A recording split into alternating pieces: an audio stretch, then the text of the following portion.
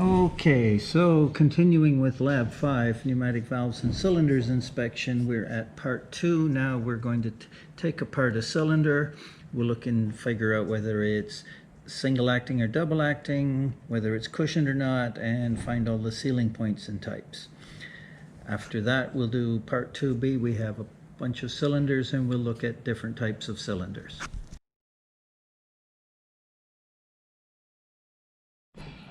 Okay, so we got another brand new cylinder to take apart.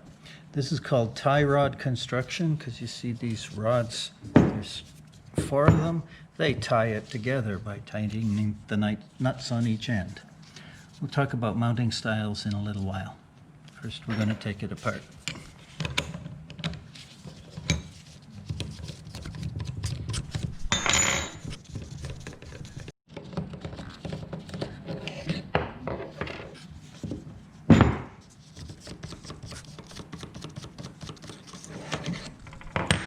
We've got all 4 tie rods out now, and we just pull the end off, pull the barrel off, pull the cylinder out.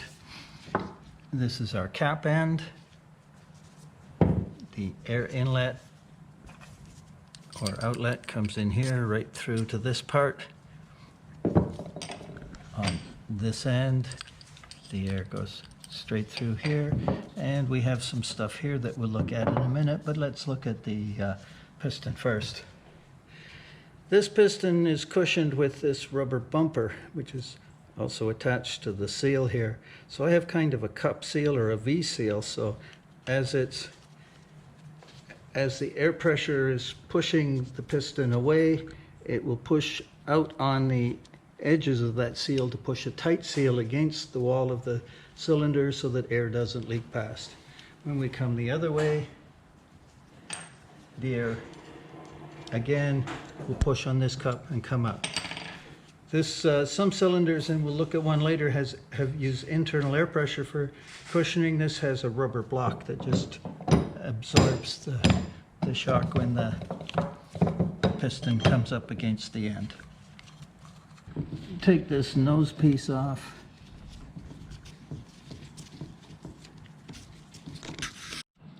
And there's the 4th one out.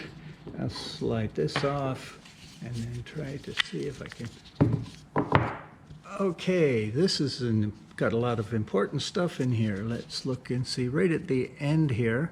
See, this is the wiper seal. When the piston is retracting back into the cylinder, this wiper seal will push any dirt that's accumulated on the rod, will push it to the end. And when we come back in, every time we come out, we just keep pushing the dirt out. We also have in here a long flat, it's a bearing surface, so that when the cylinder, we tend to think of the cylinder just move straight back and forth, but there's always going to be some side load somewhere. So this bearing surface in here takes up that side load, supports it, spreads it out, so it's not a point source to fail. It's supported on a long area. There's another seal in here. The wiper is at the end right here. There's another O-ring that I'm having trouble trying to get out, and probably would have more trouble getting back in. That's the rod seal. That's going to keep any air from leaking past the rod. It seals tight on the rod so that air pressure behind here, particularly when the cylinder is retracting, the air pressure won't leak out around the rod. It'll stay inside where it's supposed to be. So this is my head end with my seals in there. This is the piston rod. I'm not going to try to take it off because it's been hammered in there, locked in there, but this is threaded onto this. So this is the piston rod. This is the cylinder barrel, and again, this is the cap end. This one is mounted with on a clevis, so the cylinder can rotate. We'll look at some other mounting styles in a few minutes. Now I'm going to put it back together again. You can see on our data here of this brand new cylinder we have, it's a 3 1/4 inch bore by a 1 inch stroke. There's a serial number, part ID, 250 psi max air pressure maximum. So this is safe to 250 psi. If I put more than 250 psi in here, this is made of aluminum, it may deform, and that would cause us lots of problems. When you're putting these back together, and you may get a chance to do one, try to make sure that you get the ports on the same side. We've had students take these apart, and I come and there's a port like that, a port like that. It's like it should be this way so that we can, mounting hardware is here and the tubes come in on the same side. This is a nice easy one to put together because it's pretty short. Had cylinders with a 12-inch stroke, and trying to get all 4 tie rods to line up can be tricky. Just getting it all nicely snugged up again. And I am not going to put air pressure into this today because it's a big port and I don't think we have any handy fittings that will fit in there. Okay, so this is another cylinder that I've taken apart to show internal air cushioning. See, again, we have a piston and a piston rod, but on here we have a spear sticking out on this end, and we have a little raised boss on this end. This is, again, the head end, and the cap end is here. I have an extra inch or so on the ahead of the piston here, that when the cylinder is retracting through the bore, it's going to move pretty fast because all of the air can exhaust straight out through this opening here. But when we get close to the end, the Teflon spear here slides in there and it cuts all flow, seals tight here, pushes that down tight. All the air can no longer go out through there. It has to pass through this tiny hole here, right there, and I have a needle valve here. I can adjust it with my screwdriver. I can turn this in to control how fast the air escapes through the through this small orifice here. So as the cylinder's coming back at high speed, when the cushion spear enters there, the pressure in here will build up very quickly because the air can only escape very slowly through that hole. So this will come to a soft stop. Okay, this piece right here, you might be able to see how it floats back and forth. It acts as a check valve. When the cushion spear comes in, it pushes it back and seals it off. When I want the cylinder to extend, or to extend, I would just have a small area here at the beginning that the air pressure would be able to act on, and it might not get started quickly. So this check valve, when the air pressure is behind it, will push it so that air can come all the way around here, act on the full area of the cylinder, and we get a good start. And then, of course, as soon as the spear clears the seal here, then the airflow comes in full speed and hammers this out.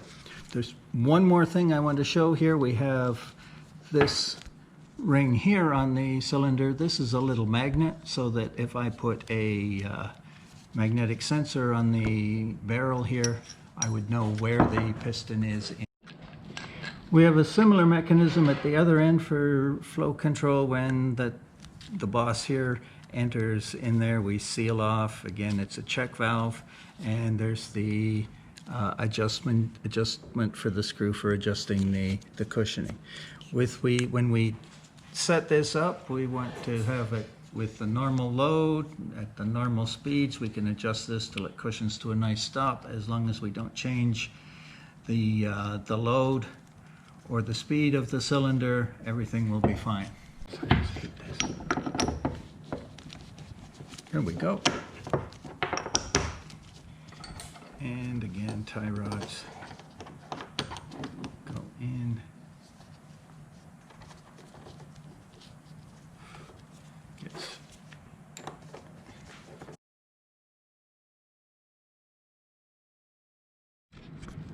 Now we're going to do part 2B. The variety of pneumatic cylinders will be on display. We have 8. I will show them one at a time, and we will discuss the types and mounting and all sorts of good things.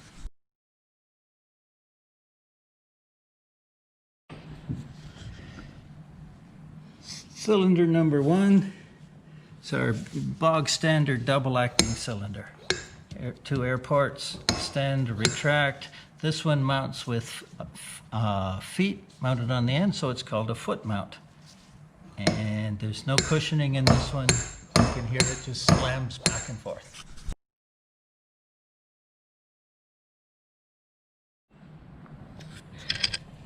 Cylinder number 2, and this is the first one we've seen today that isn't a tie rod cylinder. This is a disposable type cylinder. We cannot disassemble this and reassemble it again. This one is a single acting cylinder, spring retract. So I put air pressure in here and the cylinder will extend. I release the air pressure and it comes back. There's a small vent right here so that while I'm extending, the pressure, the air that's in here comes out and doesn't create an air spring for us. There is a mechanical spring inside. Mounting this is, we have a threaded mount on the nose or the head end. We could have a clevis, or a bracket that this could mount on and a screw to hold it in. At this end we can do the same thing. We've got screws. We also have a hole here, this way. We have a hole here so that we could have a pin so we could mount it to rotate.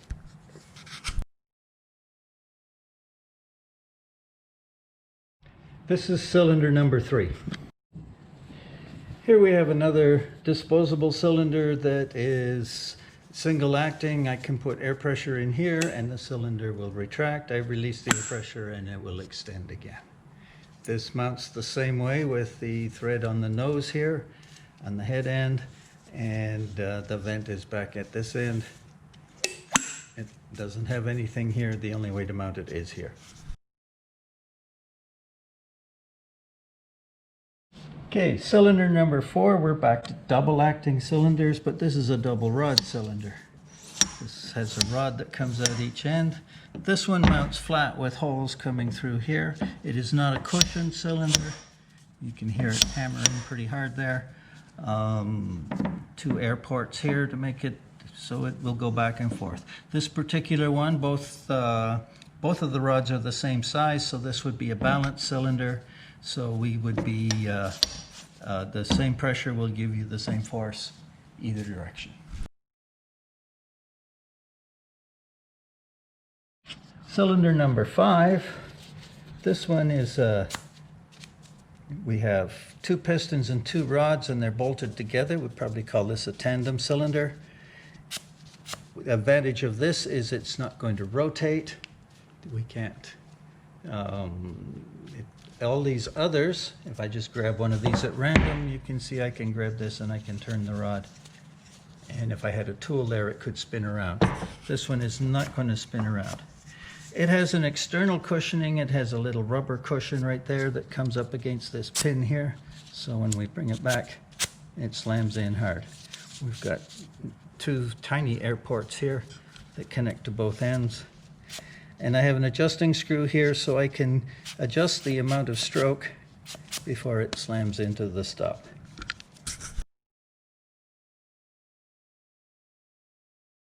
This is cylinder number 6.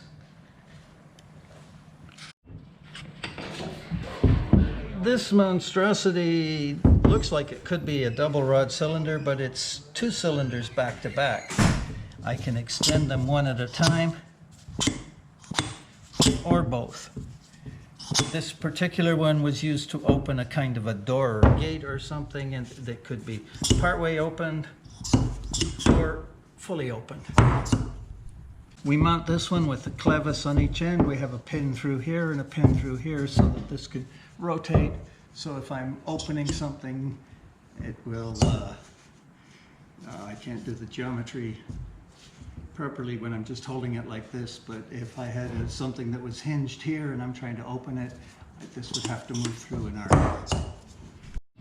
These cylinders are cushioned at each end. Here's where the adjustments are. There's one there, there's one there, there's one there, and there's one over here. And you can hear when it comes out, there's just a different whoosh sound at the end when it gets that last little bit of air coming out through the cushioning.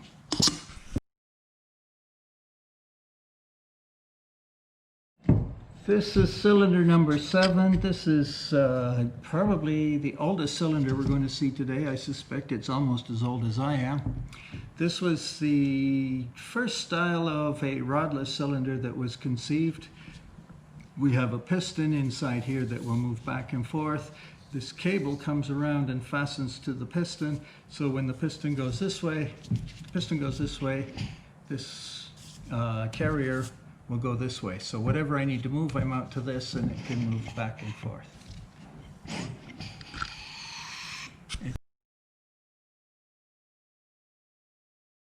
Cylinder number 8, our last one and our longest stroke one, is a true rodless cylinder. I have a carrier that's attached to the piston through a slot that goes along here, and I have a strip here to seal and another strip.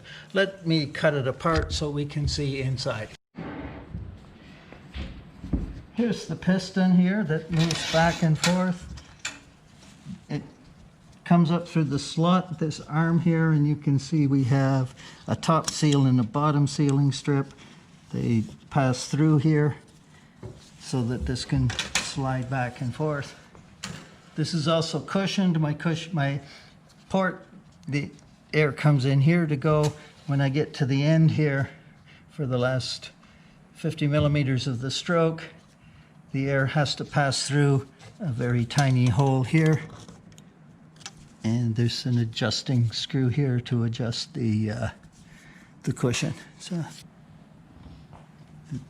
tiny hole there for the cushioned air. So when the cylinder starts to envelop the spear here, the air can no longer pass through here, has to pass through that little opening and out through the port here. So we have now finished lab 5, all of the parts. Part 1 we did the valves, part 2 we took the cylinder apart, and part 2B we looked at a bunch of different cylinders. And I await your report next week.